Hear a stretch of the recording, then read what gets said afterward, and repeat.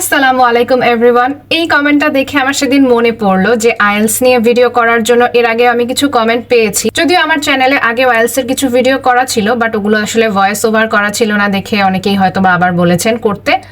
তো আমি কিছুদিন পরে করলে হয়তো আরো ভুলে যাব, এই কারণে এখনই ভিডিওটা করে নিচ্ছি।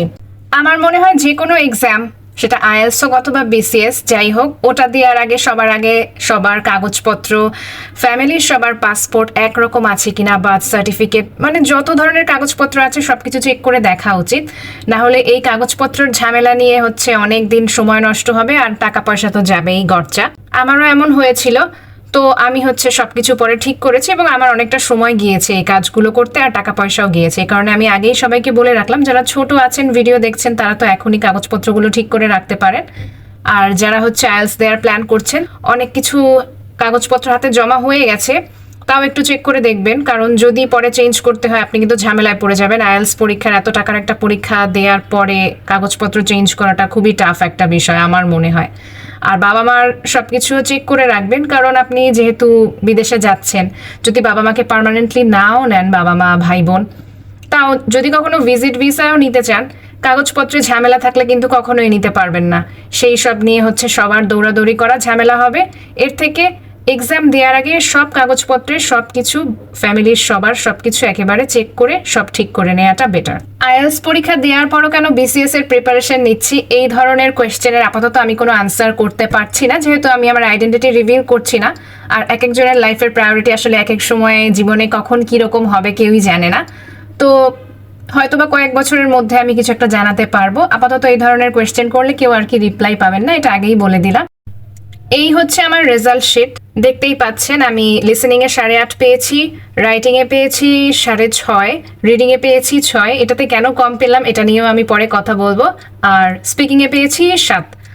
আমার ইউনিভার্সিটির মিডিয়াম অফ ইনস্ট্রাকশন কিন্তু বাংলা ছিল। এই এমওআই দিয়েও অনেক ইউনিভার্সিটিতে অ্যাপ্লাই করা যায়, তো আপনারা ইউনিভার্সিটি চুজ করার আগে দেখে নেবেন, আইএলসে বসার আগেই দেখে নেবেন যে আদৌ আপনাদের আইএলস লাগবে কিনা। আর আইএলস বা টোফেলেও একটু আপনারা গবেষণা করে দেখবেন যে কোনটা দিলে বেটার হবে। আমি শুনেছি আইএলস এর স্কোর পাঠানোতে নাকি একটু সমস্যা থাকে, আমি এখনো জানি না সঠিকভাবে, অনেকের দেখেছি। তো টোফেলের স্কোর পাঠানোটা নাকি ইজি হয়। তো নেক্সট টাইম আমি যখন আবার বাইরে যাওয়ার জন্য অ্যাপ্লাই করবো তখন হয়তো আমি টোফেল দিতে পারি, আইএলস তো একবার দেওয়া হয়ে গেছে। প্রিপারেশন নেওয়ার সবার প্রথমে আমি কিনেছিলাম বই। আমি মনে হয় 7 থেকে 17 পর্যন্ত কিনেছি। এখন আমার কাছে সবগুলো বই নেই দেখে আমার এক্স্যাক্টলি মনে নেই, আমি আমার ফ্রেন্ডকে বইগুলো দিয়ে দিয়েছি। তো যেই বইগুলো আমার ছিল ওগুলো আমার চ্যানেলের ভিডিওতে আছে, আইএলস এর একটা প্লেলিস্ট আছে, ওখানে আপনি পাবেন যে যেই বইগুলো ছিল তখন আমি একটা ভিডিও করে রেখেছিলাম। তো এই বইটা আমি বলবো আপনারা বইগুলো আসলে নতুন কিনেন, কারণ 30 বা 40 টাকা করে দাম হয়। আমি পুরানো কয়েকটা বই আমার ছিল, তো দেখা গেছে ওই বইগুলোতে অনেকে কলম দিয়ে লিখে রেখেছে, ওই বই আবার বিক্রি করেছে। আমি জানি না এই কাজগুলো কারা করে। আবার অনেকে পেন্সিল দিয়ে বইয়ের মধ্যে লিখেছে, এত জোরে লিখেছে যে আমি ইরেজ করার পরও ইরেজার দিয়ে ছাপটা বোঝা যাচ্ছিল। তো এখানে আপনি লিসেনিং টেস্ট পাবেন এক একটা বইয়ে 4টা করে। এগুলোর আগে হয়তো বা সিডি পাওয়া যেত, এখন হচ্ছে ইউটিউবে আপনি পেয়ে যাবেন লিসেনিং গুলো, শুনতে পারবেন ইউটিউব থেকেই সবকিছু। লিসেনিং এবং রিডিং প্রত্যেকটাতেই 40টা করে কোয়েশ্চেন থাকে, 4টা করে পার্ট হয়। আমি ফার্স্ট দিনই করেছিলাম কি যে পুরো 40টা কোয়েশ্চেনের একটা এক্সাম দিয়ে দিয়েছিলাম। এরপর দেখলাম যে আমি লিসেনিং এ 14 বা 15টার বেশি কারেক্ট করতে পারিনি। তো ওইভাবে আমি মেজার করা শুরু করেছিলাম যে আমার কোনটায় সব থেকে বেশি দুর্বলতা ছিল। আমি দেখলাম যে লিসেনিং এ আমার সব থেকে বেশি সমস্যা। তখন ভেবেছিলাম যে যেহেতু রিডিং এ প্যাসেজ থাকে আর রাইটিং এর মধ্যে থাকে গ্রাফ চার্ট, তারপরে এসে, এগুলো তো আগে করে এসেছি, এজন্য আমি ওগুলোতে আসলে অত গুরুত্ব দিইনি পরবর্তীতেও, যার ফলে আমার মার্কসটা দেখতেই পাচ্ছেন। আমি লিসেনিং এত বেশি প্র্যাকটিস করেছিলাম যে লিসেনিং এ আমি পরে প্রথমে 14 থেকে শুরু হয়েছিল মার্কস পাওয়া, এরপর মনে হয় আমি গেস করছি যে আমি মনে হয় 38টা কারেক্ট করতে পেরেছি মেইন এক্সামে। তো বুঝতেই পারছেন কি পরিমাণ লিসেনিং এ আমি পরিশ্রম দিয়েছি, বাট রিডিং হচ্ছে আমি অবহেলা করেছি, রাইটিংও করেছি, যার কারণে ওটার মার্কসটাও আপনারা দেখতে পাচ্ছেন। আর স্পিকিং নিয়ে আমি শিওর ছিলাম না যে আমি কেমন করব, তো ওটাতে মোটামুটি 7 পেয়ে গেছি। ইট ওয়াজ ওকে ফর মি। আমি করতাম কি যে প্রত্যেকটা কোয়েশ্চেনের মনে করেন নাম্বার 1 থেকে 10 পর্যন্ত পার্ট 1-এ থাকে, এই পার্ট 1টা আমি টেস্ট 1 থেকে একবার করলাম, টেস্ট 2 থেকে একবার করলাম, টেস্ট 3 থেকে একবার করলাম। তো এভাবে আমি প্র্যাকটিস করতাম, মানে 1 নাম্বার পার্ট 1টা আর কি ঠিকভাবে ক্লিয়ার হয়ে যাওয়ার পর আমি পার্ট 2-তে গিয়েছি, কারণ এক একটা টাইপ এক এক রকম থাকে, আর ডিফিকাল্টি লেভেলও বাড়তে থাকে 1 2 3 4 চারটা পার্টে। 4 নাম্বার পার্টটা আরও বেশি ডিফিকাল্ট হয় এরকম আর কি। তো আমার কাছে পার্ট 4 এর থেকে আমার কাছে একটা এমসিকিউ এর পার্ট থেকে ওটা কঠিন লাগতো। এই পুরো এক্সামে আমি কোনো এক্সট্রা ভোকাবুলারি আর হচ্ছে গ্রামার পড়ি নাই, কিন্তু আমার মনে হয় যে এগুলার কোনোটাই আমার দরকার হয় নাই। ওগুলা ছাড়াই মোটামুটি আমি 7 পেয়ে গিয়েছি। আর আমি তো বলেছি যে আমার বাংলা ভার্সন ছিল ইউনিভার্সিটিতেও, তো প্রেজেন্টেশন বা এই ধরনের কোনো কাজেই আমাকে ইংলিশ বলতে হয়নি বা কিছু করতে হয়নি। সো যারা হচ্ছে ইংলিশ ভার্সনেই পড়ছেন ইউনিভার্সিটিতে, তাদের মনে হয় কোচিং আসলে করার দরকার নেই। বাসায় বসে আপনারা ইউটিউব দেখে নিজেরাই প্রিপারেশন নিতে পারবেন, অনেক কম সময়ে হয়েও যাবে। 7.5 ইজিলি পেয়ে যাবেন আপনারা।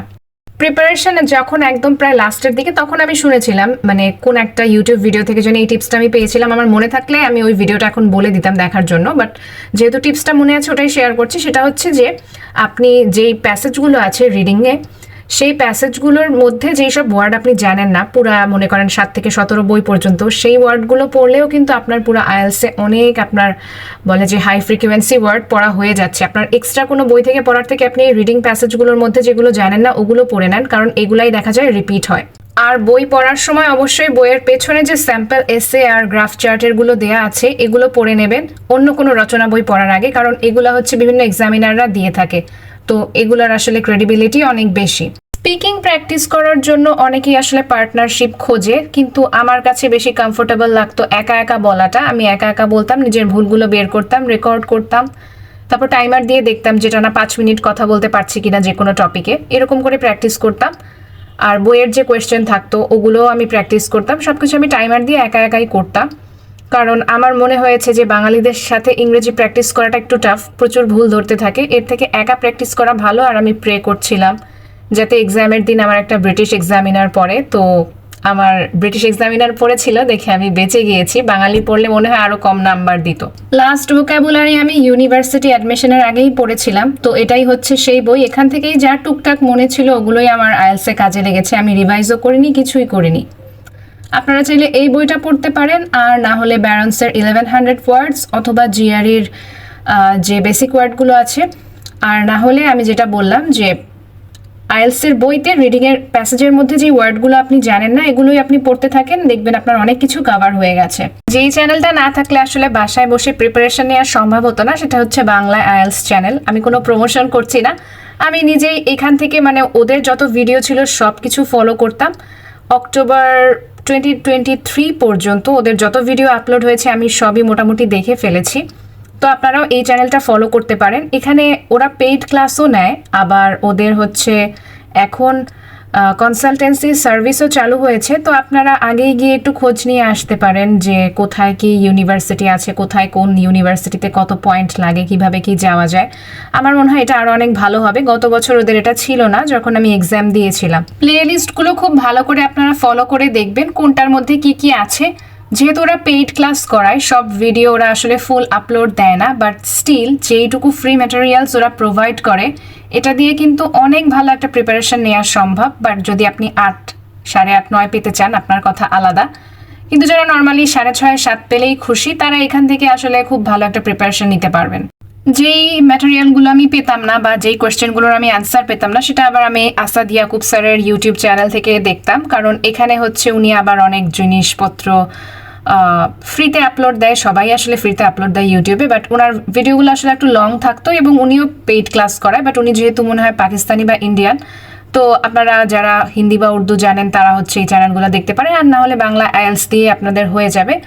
কোন মাসে আইএলস দেওয়া উচিত আর দেওয়া উচিত না এটা নিয়েও কি যেন একটা আছে। আমি ওই সময় আমার এক্সামের আগে দেখে এই ভিডিওগুলো আমি খুব নার্ভাস হয়ে পড়েছিলাম। তো আপনারা আগেই রেজিস্ট্রেশন করার আগে একটু এগুলো চেক করে নেবেন, কারণ আমি শিওর না এটা আসলেও সত্যি বা মিথ্যা কিনা। যারা ইংলিশে লেকচার শুনে অভ্যস্ত অথবা মনে করেন কিছুদিন আইএলসের প্রিপারেশন নিতে নিতে ইংলিশটা একটু বুঝতে পারেন লিসেনিং টেস্টগুলো দিতে দিতে, তারা এই চ্যানেলটা ফলো করতে পারেন। আবার এই চ্যানেলে যারা মনে করেন 7.5-এর বেশি পেতে চান তারাও একটু দেখতে পারেন, কারণ এই চ্যানেলে আসলে অনেক ভালো ভালো ম্যাটেরিয়াল আছে। বাট একটু অ্যাডভান্টেজ, যেহেতু লেখা আইএলস অ্যাডভান্টেজ, আমারও মনে হয় যে ওদের ভিডিওগুলো একটু অ্যাডভান্স লেভেলের। তো এখান থেকে আমি ফলো করেছিলাম হচ্ছে স্পিকিংয়ের জন্য, কারণ আমি দেখতাম সবাই বলে যে কথা বলার সময় হাই ফ্রিকোয়েন্সি ওয়ার্ড ইউজ করতে, কিন্তু আমার না মাথায় আসতো না। লেখার সময় হয়তো বা মনে করেন বাট লিখে ফেলেছি, ওটা আমি চেঞ্জ করে হাওয়েভার লিখলাম, বাট কথা বলার সময় কিন্তু এত কিছু মাথায় থাকে না, কথা জাস্ট ন্যাচারালি চলে আসে। তো এই চ্যানেলটা আমি দেখলাম যে উনি যথেষ্ট সাবলীলভাবে কথা বলতে বলেছেন, আর যেসব ওয়ার্ড মাথায় আসে ওগুলো দিয়েই কথা বলতে বলেছেন। তো এটা দেখে আমার আসলে অনেক উপকার হয়েছে, কারণ আমি টেনশন করা বাদ দিয়েছি যে আমাকে হাই ফ্রিকোয়েন্সি ভোকাবুলারি ইউজ করতে হবে। আইএলস পরীক্ষা দেওয়ার সময় সবাই ফার্স্টে বলে যে টিভি সিরিজ দেখা শুরু করো, নিউজ দেখা শুরু করো, বাট আমার মনে হয় সব থেকে বেশি হেল্প করে হচ্ছে এই ধরনের মক ভিডিওগুলো দেখলে, কারণ কি কি কোয়েশ্চেন আপনি কিভাবে অ্যান্সার করবেন, আপনি ভিডিও দেখতে দেখতে দেখতে দেখতে আপনার মাথায় একটা অ্যান্সার বসে যায়। কারণ মেমোরাইজড অ্যান্সার দিলে না আসলে কোয়েশ্চেন না, মানে যে এক্সামিনার থাকে সে আসলে বুঝতে পারে। তো এভাবে হচ্ছে মার্কিং তারা করে যে মেমোরাইজড অ্যান্সার হলে নাম্বার কাটা যায়, এরকম থাকে কিছু টেন্ডেন্সি। তো বেটার হচ্ছে আপনি এই ধরনের ভিডিও দেখেন, কারণ সিরিজ দেখতে বসলে আমার সাথে যেটা হয়েছে যে আমি ফার্স্ট টাইম ফ্রেন্ডস দেখেছিলাম তখন, তো আমি একবারই টানা দেখে ফেলেছিলাম সিরিজ। যারা কন্ট্রোল করতে পারেন, মনে করেন রোজ একটা এপিসোড দেখেন, তারা অনেক ভালো ইংরেজি শিখতে পারবেন টিভি সিরিজ বা মুভি থেকে। কিন্তু যারা আমার মতন কোনো কন্ট্রোল নাই, একটা কাহিনী হয়ে গেল, একটা ক্লাইম্যাক্স চলে আসলো, তারপরে কি হবে জানার জন্য হচ্ছে পুরো সিরিজ 3 থেকে 4 দিনে শেষ করে ফেললেন, তাদের জন্য কিন্তু খুবই বাজে হবে আর অনেক সময় নষ্ট হবে। এই জিনিসটা আমি করেছিলাম আমার আইএলস পরীক্ষার আগে। তো আমার কাইন্ড অফ 2 মাসের মতো শুধু এরকম সিরিজ দেখে মুভি দেখে নষ্ট হয়েছে, যেখানে আমি কোনো ইংরেজি ওরকম শিখিনি, কারণ আমি সিরিজ দেখাতেই বিজি ছিলাম। আমি শুনবো কি, আমি কাহিনী কি হচ্ছে ওটার এক্সাইটমেন্টেই ছিলাম। তো আমি বলবো যে এটা না করে আপনারা বেটার নিউজ দেখতে পারেন টুকটাক, তাও অত বেশি না। আর এই ধরনের মক ভিডিওগুলো দেখলে সেটা সব থেকে বেশি হেল্পফুল হবে। রেজিস্ট্রেশন এবং টাকা পে করা এই সব কিছু আপনারা বাসায় বসে করতে পারবেন, অথবা ব্যাংকে গিয়েও করতে পারবেন। আমি হচ্ছে একটু বোকামি করেছি, আমি ইউনিভার্সিটির পাশে ফুলার রোডে হচ্ছে যে ব্রিটিশ কাউন্সিল ছিল ওখানে গিয়েছিলাম। যদিও ওই জায়গাটা আমার দেখার ইচ্ছা ছিল, বাট ওখানে যাওয়ার পর শুনলাম যে ওখানে আসলে কোনো এক্সাম হয় না, এক্সাম সেন্টার ওটা না। তো ওখানে যাওয়ার পর আবার কম্পিউটারে বসে করতে হলো এই সব কাজ। তো এগুলো আমি বাসায় বসে করতে পারতাম, এই ভুলটা আপনারা করিয়েন না। মানে আপনারা বাসায় বসেই দেখে নিতে পারেন কোথায় আপনারা পরীক্ষা দিবেন, টাকা পয়সা দেওয়ার ব্যাপারটা এগুলা সবকিছু বাসায় বসে করে ফেলবেন। তো এই ওয়েবসাইটটায় গেলে হচ্ছে আপনারা সবকিছু পাবেন, কোনটায় কত টাকা লাগে, কি অবস্থা। আর এখন হচ্ছে কম্পিউটার বেসড যে এক্সামটা হয়, আমি পেপার বেসড দিয়েছিলাম। কম্পিউটার বেসড এক্সামটা দিলে আমি যেমন মনে করেন আমি 6 পেয়েছি না একটায়, ওটা আমি আরেকবার দিতে পারতাম। তো পেপারে আর ওই সিস্টেমটা নেই, একটা রিটেক দেয়া যায় না, পুরো আবার এক্সামটা দিতে হতো। কিন্তু আপনি কম্পিউটারে দিলে রেজাল্টও তাড়াতাড়ি পাবেন, আবার রিটেক দেওয়ারও একটা অপশন থাকছে। কিন্তু আমার মনে হয় যে 1 ঘন্টার এই লিসেনিং টেস্ট, 1 ঘন্টার রিটেন টেস্ট, তারপরে আবার 1 ঘন্টা হচ্ছে রাইটিং, 3 ঘন্টা টানা কম্পিউটারে কাজ করা আমার জন্য খুব টাফ হয়ে যায়। তো পেপার বেসড এক্সাম আমার জন্য বেস্ট ছিল। যারা টানা কম্পিউটারে কাজ করতে পারেন, এক্সস্ট হন না, তারা হচ্ছে কম্পিউটার বেসড এক্সাম চুজ করতে পারেন। আমি এক্সাম দিয়েছিলাম হচ্ছে বনানীতে, আমার বাসার কাছে দেখে এটাতে।